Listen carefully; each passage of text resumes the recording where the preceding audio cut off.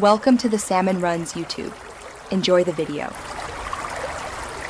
You start by preparing an isolated environment so packages won't conflict. Create and activate pandas env using conda create n pandas env python equals 3, 10, and conda activate pandas env.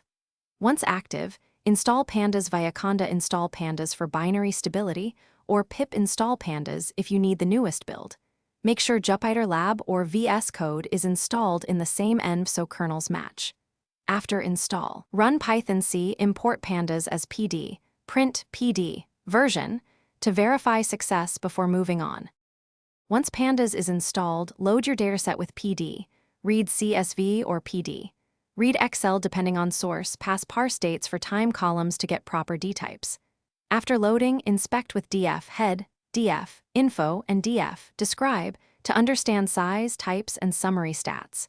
When you spot missing values, decide drop rows with df, dropna, for quick cleaning or impute with df, fillna, using mean, median, or a domain-specific constant. Make sure to convert categorical columns with df, a stype, category to save memory. Finalize your workflow by transforming and exporting. Use df, assign for derived columns, df, group B with ag for summaries, and df, merge or PD. Concat to combine datasets, pivot table is handy for crosstabs.